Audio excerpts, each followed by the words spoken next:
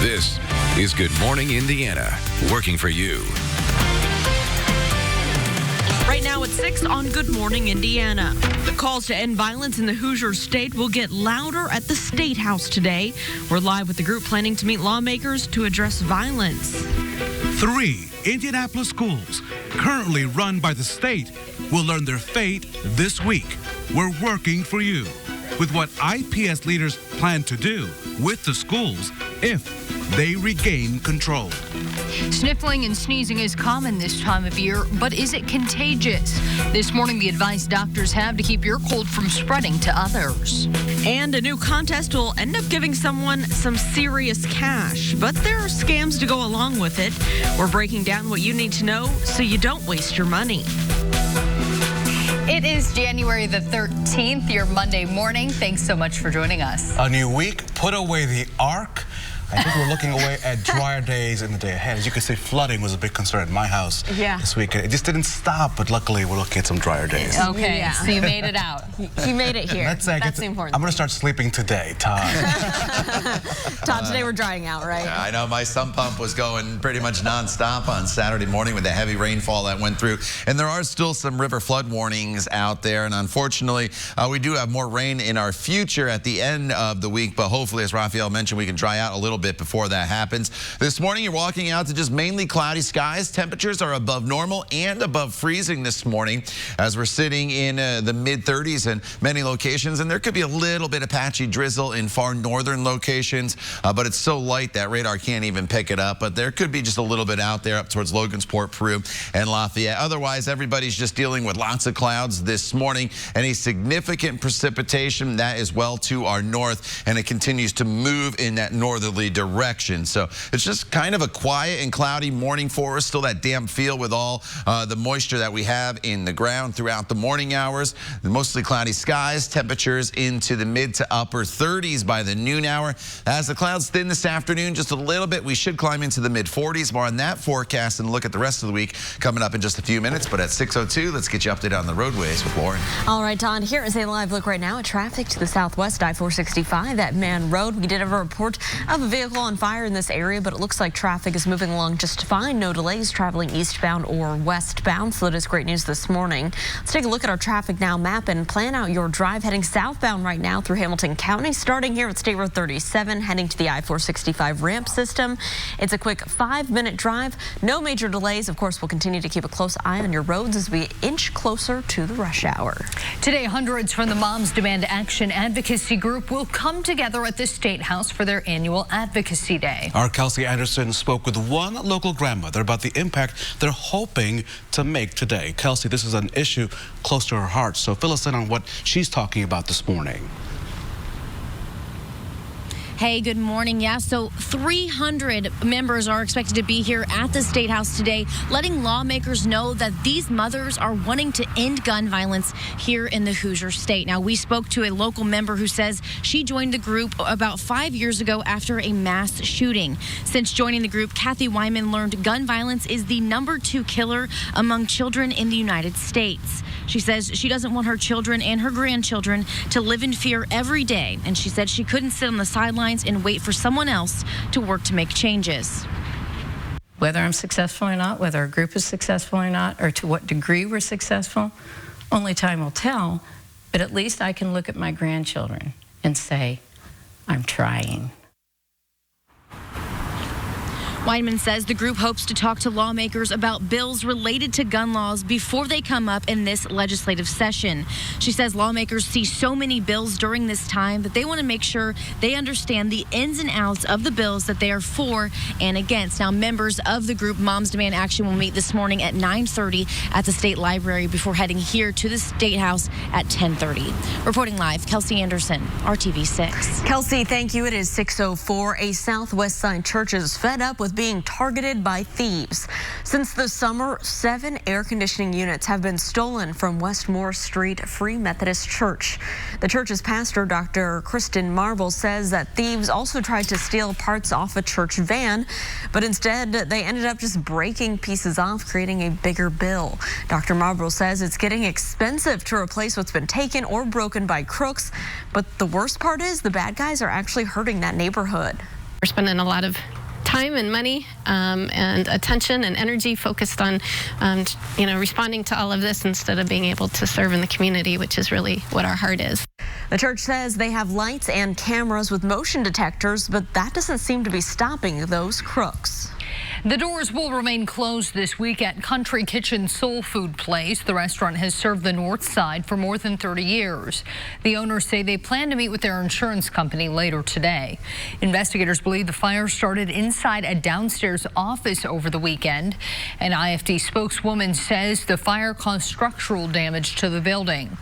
We talked with an employee who's emotional knowing they won't be able to serve the community for some time. It's very family oriented and it's just a viable part of the community, and I'm just sad. This is very painful. Our hearts go out. Our prayers are up. I knew what their plans were. I talked to them about expanding, and this may be fortuitous. This may be just the push for something bigger. In a Facebook post, the owners say they thank everyone for the overwhelming support and words of comfort. They promise to keep the community updated as they work to move forward. The time now is 6:06. IPS revealing its plan to take back control of 3 of its schools currently run by the state. This Wednesday, the State Board of Education will vote on whether or not it will return the 3 schools back over to IPS after that state takeover in 2012. Saturday, IPS announced its intentions for each school on the south side. Emma Donnan Middle School will be run by either Phelan Leadership Academy or Adelante Charter Schools. Manual High School will be operated by Crystal House Academies. And on the east side, Howe High School will close its doors for the 2020-2021 school year. The district says there are potential plans to reuse the facility in the future. IPS leaders say this plan has been years in the making. A couple years ago, we closed 3 of our public high schools, merged from 7 to 4 high schools. And we made a statement that if these high schools were returned to us, we were not going to reopen them as our high schools.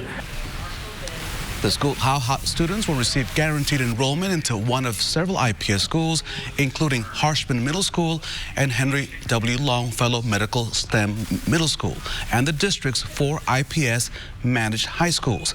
Howe students entering 9th grade can also attend Thrival Indy Academy, the district's study abroad program. It is 6:07. She tried to claim mental disease as her defense in the case of her murdered stepdaughter, but it looks like that's not going to work. We learned the court has ruled that 34-year-old Amanda Carmack is competent to stand trial in the death of 10-year-old Skylee Carmack. Carmack was arrested last September after investigators say she admitted to strangling the girl in the barn behind their home. The woman told investigators that she was angry at Skylee. Carmack's trial is set to begin February 3rd. A deadly shooting remains under investigation on the city's northwest side. Officers were called to Bastille Lane in the Lafayette Villas neighborhood around 3:30 Sunday morning. That's near 56th Street and Lafayette Road. When officers arrived, they found a man with a gunshot wound. Investigators are now trying to track down leads in the case. We have details on how to report tips in this story on the RTV6 app. Also this morning, an 8-year-old boy fighting for his life following a shooting. It happened Sunday morning in Fort Wayne. Police say they arrived to a home to find the 8-year-old boy with a gunshot wound to his upper chest. Investigators say the boy was inside when gunshots were fired from outside the home. So far, no arrests have been made. The future of an abandoned Marsh store is much clearer this morning. We told you last week that Traders Point Christian Church bought that building on 62nd Street and Keystone Avenue. Now we're learning the church plans to start redevelopment on March the 1st. The project includes an 800-seat auditorium and an area for community outreach services. Remodeling and construction of the new Traders Point Midtown campus is expected to wrap up sometime next year.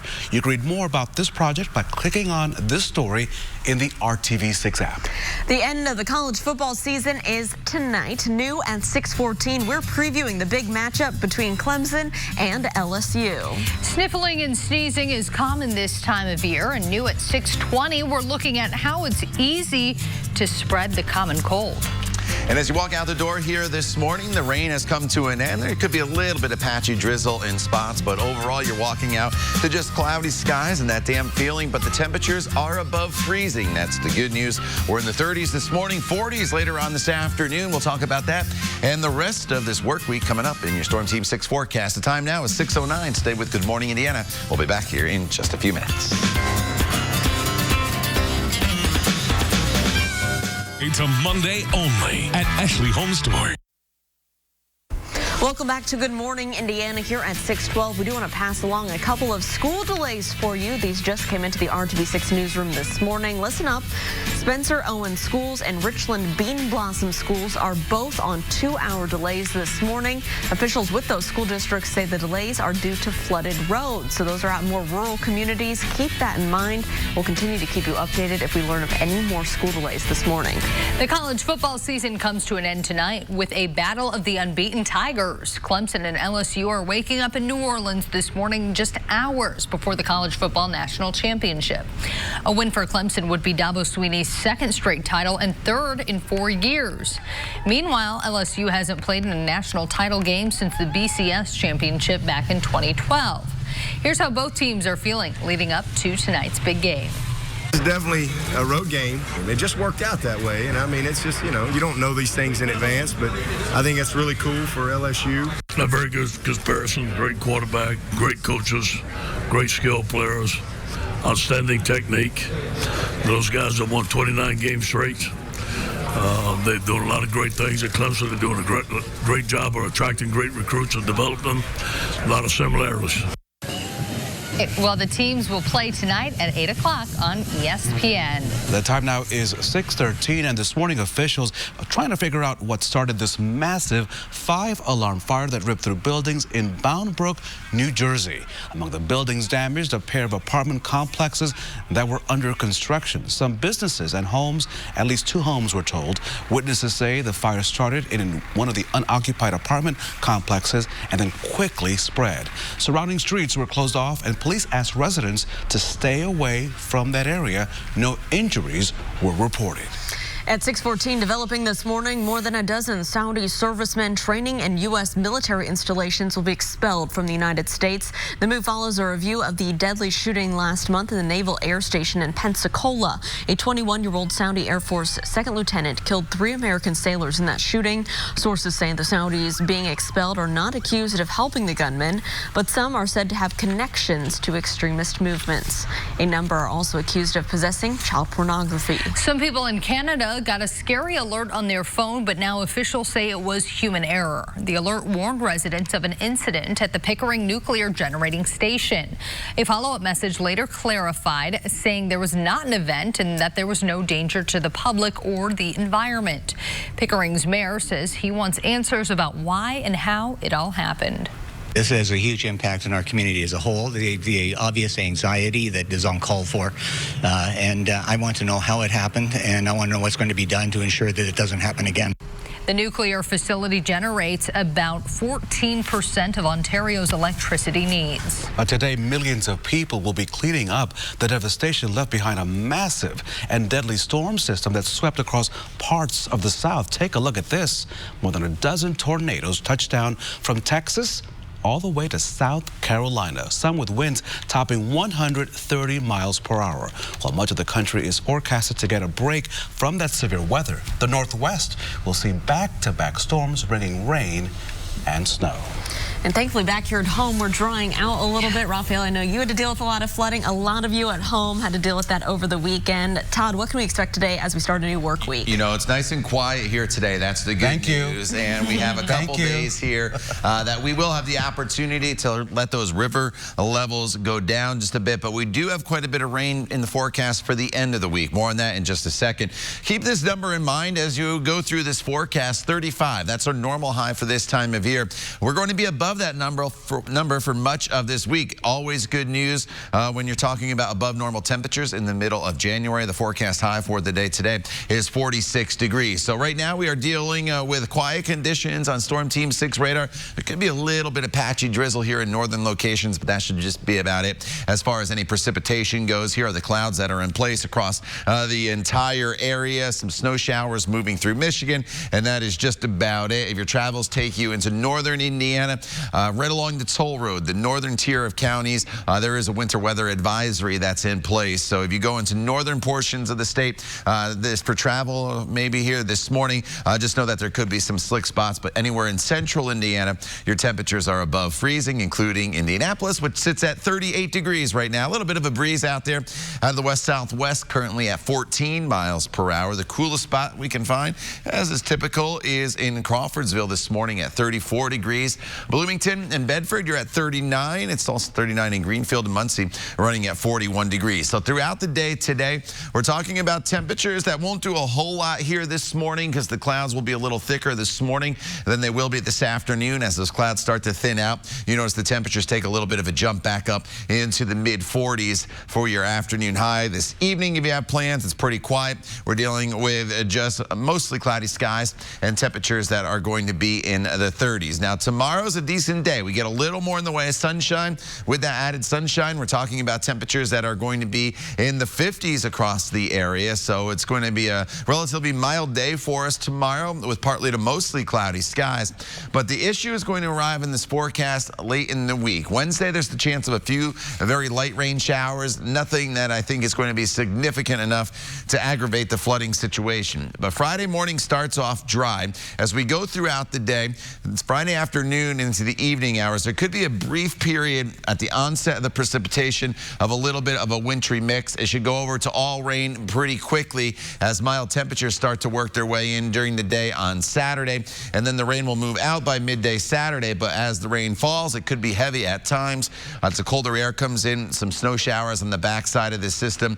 But the issue will be the potential for rainfall. Once again, we're looking at about 1 to maybe 2 inches of additional rain as we work our way from Friday into Saturday. Behind that storm system, winter will make a return to the area starting on Sunday. Temperatures may not even get above freezing. All right, Todd, thanks so much. Here is a live look over on the west side of town, I-465 and I-74. We did have a crash in this area, but that looks to be all clear right now. Everything's traveling smoothly, as you can see.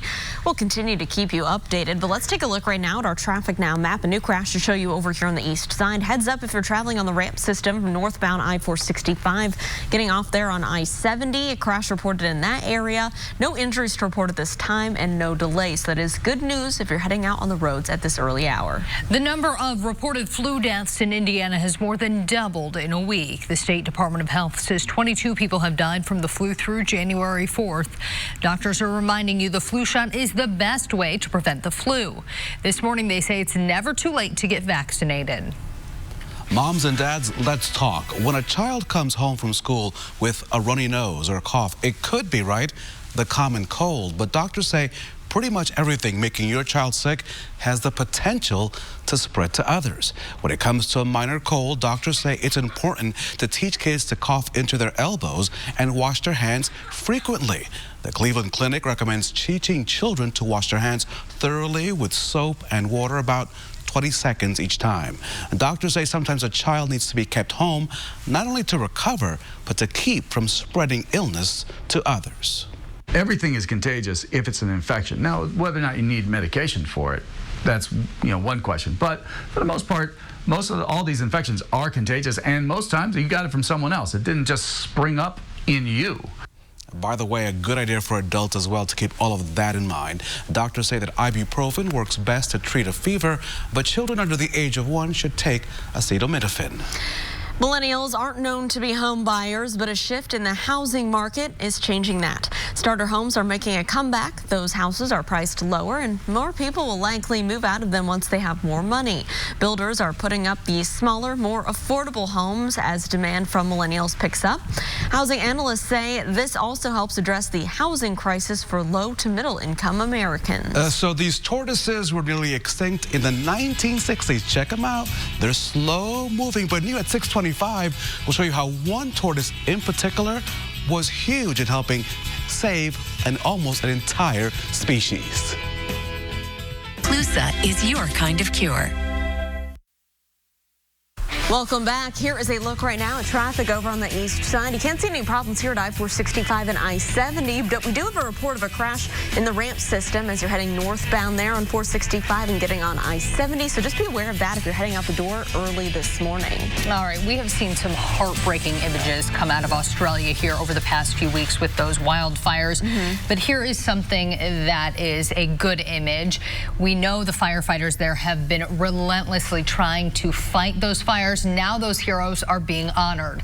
The Sydney Opera House is projecting images of firefighters to thank them for their service. The Opera House tweeted it wants to, quote, send a message of hope and strength, as well as a thank you to those heroes. They're amazing public servants, and we hope that they do get cooler temperatures and a lot more rain to stop those bushfires. So, changing subjects just a little bit. You see this thing here? A tortoise. One single tortoise credited for saving his species. This is Diego, and he's at least 100 years old.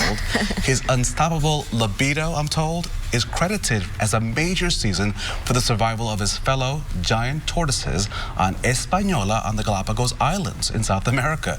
He was shipped there from the San Diego Zoo as a part of a breeding program, and boy, did he do his job. With Diego's help, there are more than 2,000 of his fellow relatives hanging out. I would like to hear from the female tortoises who were involved in this situation. I'm sure they have an opinion on his. You go, Diego.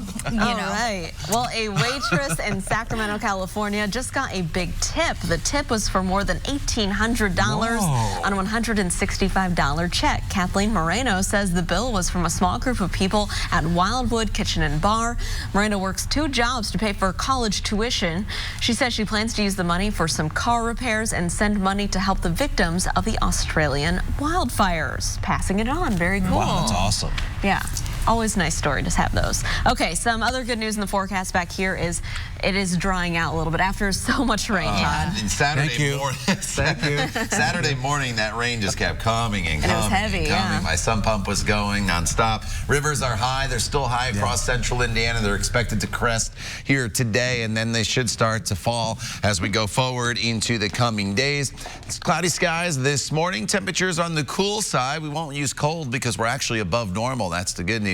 By the noon hour, we're looking at 38 degrees for your temperature, and then highs today as the clouds thin just a little bit this afternoon for a little bit of sunshine. We'll see highs get anywhere from about 40 to 45 degrees from Indianapolis to the north, a little warmer across southern locations. Todd, thank you. Hey, Ralph, have you seen the new Publishers Clearinghouse commercials on TV? I have. Well, the marketing company just launched another multi-million-dollar sweepstakes for the new year. And so this morning, our John Matteries is working for you and showing us why it's easy to end up scammed so you don't waste your money. The new year brings a new Publishers Clearinghouse sweepstakes as the Prize Patrol gears up for another year of big prizes. Unfortunately, scammers are also gearing up to impersonate them. Lorenda Jackson and her mom, Annie, have always dreamed of this.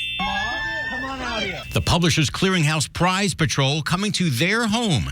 So when this PCH letter arrived, signed by Prize Patrol head Dave Sayer, Annie thought her ship had come in. He said, I won $3 million. The letter appeared to be so legitimate. It says Annie won $3 million and that they were sending along with the letter a check to cover her insurance and attorney fees. So Annie followed the instructions, depositing the $6,000 check, then sending $5,000 of it to the attorneys once the deposit cleared. Mom was leery about it, but when they said the cash was available, the check cleared, the cash was available, she figured if she sent anything, it was their check that they sent her. So the bank said the check cleared? Yes. I'm displeased with the bank because they said the funds was available. But a few days later, the women got some bad news from their bank. The $6,000 check was insufficient. You overdraw fees. It was all a scam. PCH warns about scams on its website, saying publishers will never call, email, or write to say you're going to be a big winner. And they will never ask you to pay taxes or any money to collect your prize. We contacted the bank, which has agreed to investigate. She prays it can. I need the money. I'm broke and I need the money. Bottom line, PCH will never ask you to pay taxes or fees up front to collect your winnings. Those are scams, so don't waste your money. Working for you, I'm John Matteries. Good morning, Indiana. John, thanks. For more cost-saving tips and ideas, visit the money section of our website, theindychannel.com. Now on Good Morning Indiana on this Monday morning, here's a look at your 6:30 news feed. Police are looking for the driver whose car crashed into an apartment complex and then left the scene. This happened just before 3 o'clock this morning at Mason Gardens Apartments near 42nd and Post Road. Officers on the scene tell us that the car narrowly missed a woman sleeping on the other side of that wall. Right now, an investigation underway after an early morning shooting along one of the busiest nightlife streets over the weekend.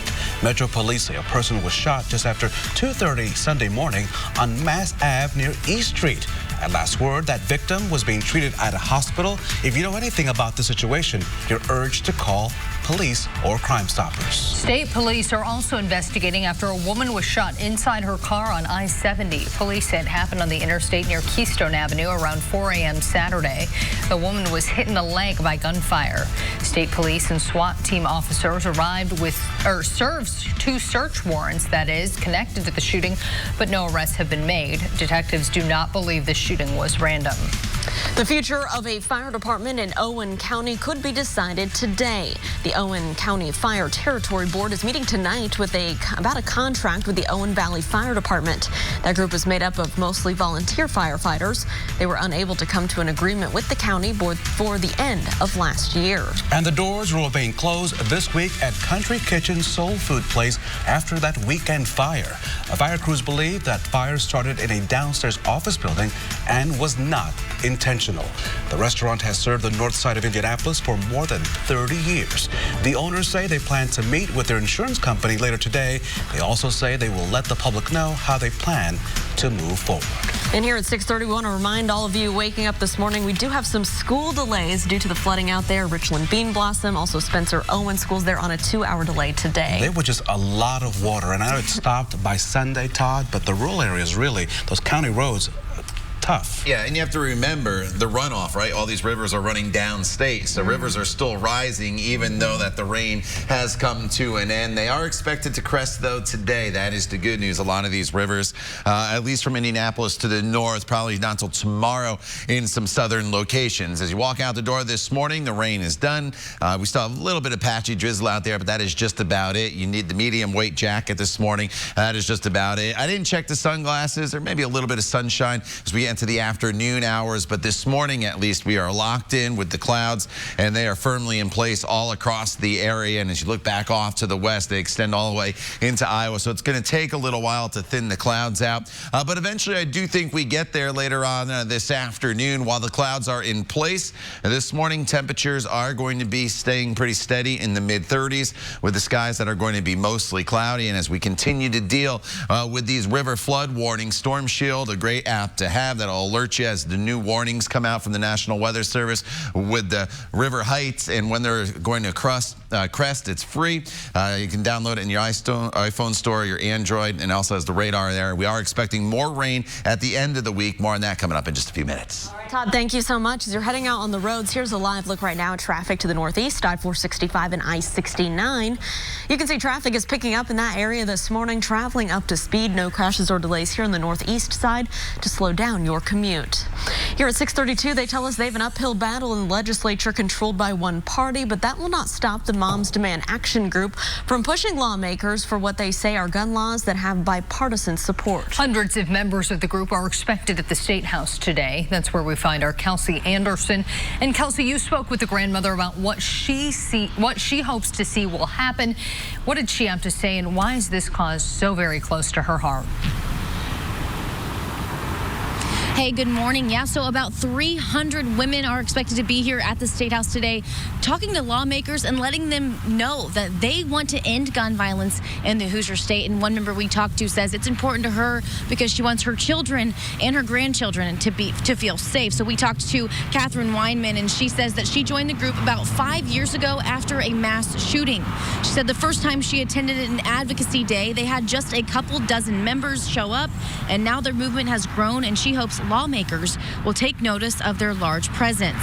She says during the legislative session, lawmakers see so many bills, and the group Moms Demand Actions wants to make sure they understand the ins and outs of the laws that they are for and against.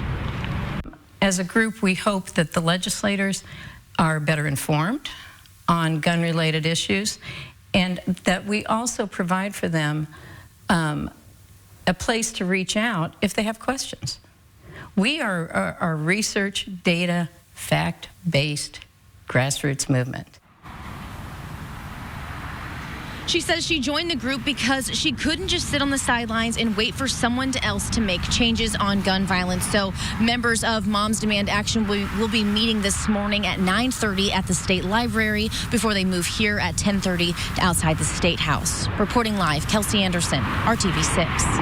Kelsey, thank you so much. You may be able to cast your vote later in the day this election year if a bill in the General Assembly becomes law. The bill would change Indiana's current poll closing time from 6 to 8 p.m.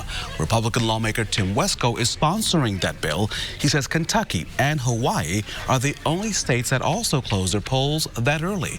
Supporters say the extension would boost voter turnout in Indiana, but some county clerks say they're concerned that the change would make it much more difficult to find enough poll workers. Later today, State Attorney General Curtis Hill will get another challenger to his re-election bid this year. The Commissioner of Indiana's Department of Revenue, Adam Krupp, will make his candidacy for Attorney General official at a news conference this morning. The Republican first announced his run Friday in an interview with the Fort Wayne Journal-Gazette. Krupp is the second Republican to challenge Hill following allegations that Hill groped a state lawmaker and 3 other women at a bar back in March of 2018. The state Republican convention will choose its nominee between Hill, Krupp, and Indianapolis Attorney John Westerkamp this summer. The recent rainfall has only made it worse. Next, we try to get answers for families who say their homes are getting flooded all too often. Plus, history made in Southport. Next, an officer gets a big promotion and how she says her own battles with tragedy will allow her to help many more. The time now is 6:35, and you're watching Good Morning Indiana.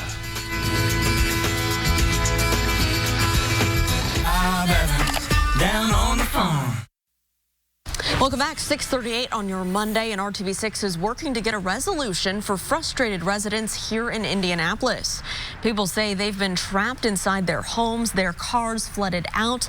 Now they're hoping our involvement can get water moving on out. RTV6's Nicole Griffin has this story. It was actually worse than this. It was over the curbs. Overflow from a lake inside this Castleton apartment complex is leading to a major flooding situation. The parking lot is covered in inches of water. That car on the very end right there, the Civic, is my car. Judith Hillier lives at Waterside of Castleton, but didn't agree to be this close to the water, and she isn't too happy that it could possibly damage her vehicle. We had to cover up my muffler with a trash bag yesterday just to make sure no water got inside. There was actually a lady. Her car did fill up with water yesterday. Judith says the complex did set a pump up in the water, which is found in the middle of our little lake with the trash can. But she says there is a bigger issue here and worries if something isn't done to fix it, the flooding will continue every time there was heavy rain. They said that there was blockage, not from our side, but they wanted to say that it was from the city side, connecting the interstate. Really, I think we need to work on the drainage system here. Until then, she's having a difficult time even leaving her apartment. It's, you know, it's hard to get to work, hard to go get groceries or go about your daily life when you have to swim to your car. And she worries what's going to happen when there was more rain later this week. I feel like we got to do better. Anytime we're getting rain now, we're just kind of scared.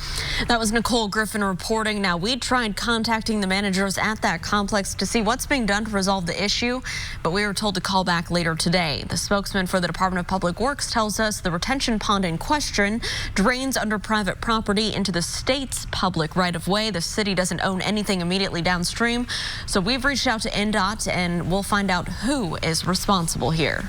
A woman is making history in central Indiana, and her incredible journey shows how strength can turn grief into purpose. So we're talking about her. This is Lossie Davis, is the city of Southport's first black woman appointed to the police department's command staff.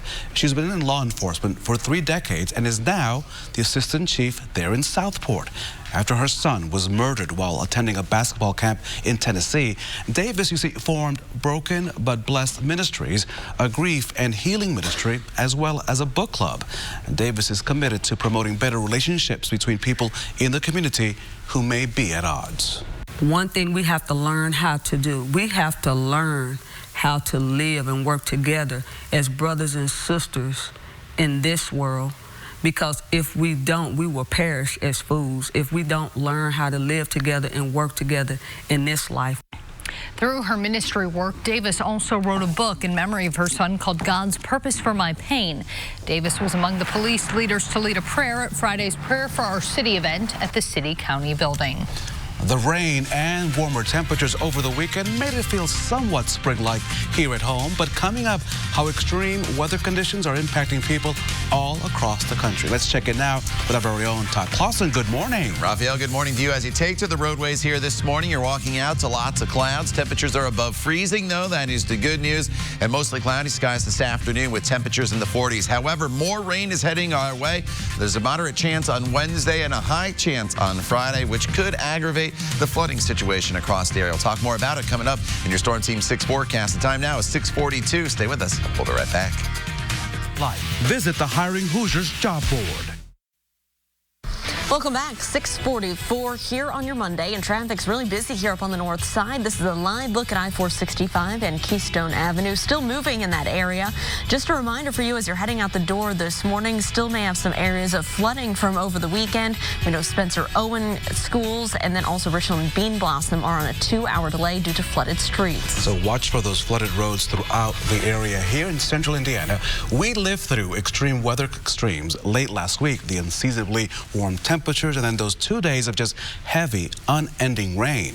The extreme weather is happening also across our country, from snow in the Pacific Northwest to destructive tornadoes in the south. ABC's Kenneth Moten has much more. Overnight in Seattle. Snow hitting Snohomish County tonight. We'll see how far south it comes. A days-long cold snap kicked off with snow, a rare sight for the area even in January. Storms are hitting the Pacific Northwest along with the coldest temperatures so far this season. The snow's coming down pretty good and frankly is accumulating. The storm is raising safety concerns along the coast after the rough surf swept a family out to sea. Authorities say an Oregon father and his 2 children were on the beach when they were hit by a large wave. One child died. The other remained missing overnight. In the south, a trail of destruction. Storms spawned more than a dozen tornadoes from Texas to South Carolina this weekend, killing at least 12 people. In Georgia, this trampoline tossed like a small toy. Near Columbia, South Carolina, the powerful winds slammed these school buses into each other. It was 4 of us together, including my baby. In the bathtub. In the bathtub, with a mattress over our head. North of Shreveport, Louisiana, the roof of this middle school is now gone. Meanwhile, on the East Coast, a weather whiplash after winter was interrupted this weekend. Dozens of locations set new high temperature records from Syracuse to South Florida. For the first time ever in Boston, the city hit 70 degrees on 2 days in January, once on Saturday and again Sunday. But back to reality today. Temperatures are going to fall off the table after record-shattering high temperatures across the east. Kenneth Moten, ABC News, New York. Here at home, however, things much quieter, a much-needed break from the rainfall we had all weekend long. Yeah, you know, that's good news. Thankfully, we were mild, right? We got up into the 60s on Saturday, so it was all rain and not snow here across central Indiana. And then, yeah, of course, the downside was the severe weather across the southern portion of the country. This morning, it's quiet, as Meredith mentioned, just lots of clouds around. There could be a little bit of patchy drizzle in northern locations, but it's nothing that's going to aggravate the flooding that's happening across the area or hamper your morning commute as temperatures stay mild really all week. Every single day this week is going to be above normal, and more heavy rain, though, will be possible, at least as we work our way into the latter half of the week. So Storm Team 6 radar is quiet. Could be a little bit of patchy drizzle, as I mentioned, here in northern locations. The rest of the area, just kind of that damp feel. There's obviously so much moisture in the ground from all the rainfall out there, and with the clouds in place and the lack of sunshine since the weekend, you have that damp feel. That's going to make the temperatures feel a little bit cooler than they actually are, but we're all above freezing. That's the good news. Shouldn't be any ice out there. 41 in Muncie. see 39 in Bloomington. 34 is the cool spot in Crawfordsville right now, and officially 38 at the airport in Indianapolis. Our featured dog of the day today in your dog walking forecast is Stella, and sent in by Pam Lloyd. And Stella's saying no more cold weather, please. She has her jacket on there, and I think, Stella, you're going to like the forecast here going forward, at least the next few days with those above normal temperatures. Today, just lots of clouds. The clouds should thin a little bit as we get into the afternoon hours, and once that happens, that's when we'll see our temperatures climb up into the 40s. Tomorrow, we make the jump up into the 50s, and that's due to even more in the way of sunshine. So partly to mostly cloudy skies tomorrow. Temperatures will be in the low 50s, then just falling off into the 40s as we work our way into the evening hours. Once we get to Wednesday in the latter half of the week, this is when we bring back the rain. The showers should be pretty spotty in nature on Wednesday, and it's another mild day for us, up to 55 degrees. A little colder on Thursday, with skies that'll be partly to mostly cloudy at 42 degrees. And then as we get into Friday, that's when we're going to start to run into some issues here across the area once again, as a bigger storm system heads our way. As it first moves in, it could briefly start off as a little bit of a light wintry mix across the area, and that would be Friday afternoon. It should go over at this point to rain pretty quickly across the area. By Friday evening, temperatures should be into the mid-50s, but the rainfall has the potential to be pretty heavy Friday night into Saturday morning. We're probably looking at about 1 to 2 inches of rain, so not as much as we saw over Friday and Saturday, but with the ground being saturated and not a whole lot of opportunity for that to dry out, flooding will be likely a concern. I wouldn't be shocked by midweek if we have some more flood watches getting posted across the area. As far as winter, well, it's finally going to arrive back in central Indiana on the backside of that storm system on Sunday. Highs might not even more and get up to freezing. All right, Todd, thank you so much for keeping a close eye on the morning commute. And here is a look right now at a busy spot as you're heading into the downtown area. I-65 at West Street and MLK. Lots of headlights there filling the interstates, traveling both northbound and southbound. It's moving slowly, but still moving. No reports of any lane closures in this area, just heavy traffic at this time, but we'll continue to monitor this and keep you updated this morning. Well, the college football season comes to an end tonight with the battle of the unbeaten Tigers. Clemson and LSU are in New Orleans this morning, just hours before the college football national championship. A win for Clemson would be Dabo Swinney's second straight title and third in 4 years. LSU hasn't played in a national title game since the BCS championship back in 2012. It's definitely a road game, and it just worked out that way. And I mean, it's just, you don't know these things in advance, but I think it's really cool for LSU. A very good comparison, great quarterback, great coaches, great skill players, outstanding technique. Those guys have won 29 games straight. They're doing a lot of great things at Clemson. They're doing a great job of attracting great recruits and developing them. A lot of similarities. Well, the teams will play tonight at 8 o'clock on ESPN. The Purdue Boilermakers pick up a badly needed big win at home. Purdue taking on number 8 Michigan State at Mackey Arena, and big man Travion Williams was again the star. He followed up a career game last week against Michigan with 16 points and 7 rebounds against the Spartans. Purdue ran out to a 20-point lead in the first half, and Michigan State never even got close. Purdue wins 71-42, snapping a 2-game losing streak in the Big Ten. Boiler up, baby.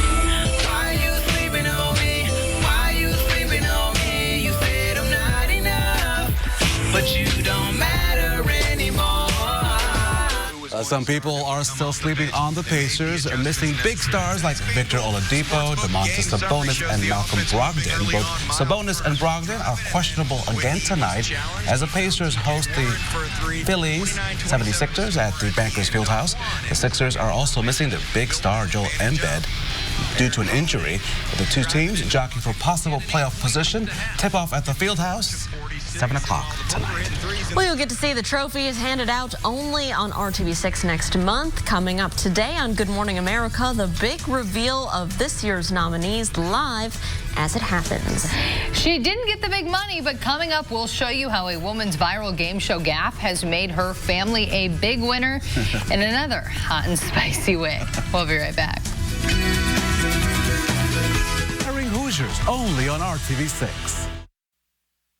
All right, when you think of what's been in the news lately, this gaffe is completely understandable, I think, in my opinion. This happened on the Canadian version of Family Feud. It was during a sudden death face-off to determine which family would play for the grand prize. One question, one answer. So needless to say, it's the kind of viral moment this woman was not looking for. Whoever guesses this wins the game. Here we go. Name Popeye's favorite food. Chicken.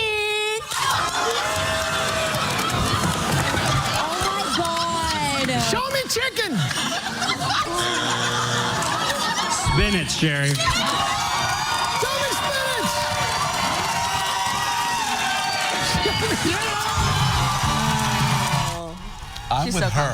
I'm with her. Now, all is not lost for Eve Dubois and her family after that answer. Popeye's restaurant saw the show and they're giving the Dubois $10,000 worth of Popeye's food. A lot of chicken, maybe with a little spinach, we'll have to say. So we were just talking about this before the commercial break. You two said you would have said chicken. That was the first thing that came We said we would have said spinach. Spinach makes you strong. That's what So I Popeye think said. what this means is we need to have a Good Morning Indiana version of Family Feud. You two against us two, and we'll see who comes out on top.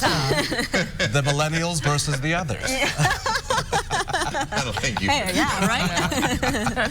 Southside versus Northside. What made it worse was there you go. her dance afterwards, right? Yeah, because she was 100% confident in her answer. If she just got it wrong, it wouldn't have been as big of a All right, well, you are 100% confident in our forecast today, right? Yeah, you know, lots of clouds around. Temperatures climbing up into the low to mid 40s here this afternoon. It's a dry day. We need that. It's just not going to be the brightest day, although the clouds thin for a little bit of sunshine later on this afternoon. Tomorrow and into Wednesday, mid 50s, so it turns mild once again. A few showers on Wednesday, but heavier rain Friday into Saturday. All right, Todd, thanks so much, and thanks for joining us. We're back here in 25 minutes and throughout Good Morning America with news, weather, and traffic. All your news throughout the day is on the RTV6 app. Have a great day. I'm getting me a chicken sandwich. Everybody.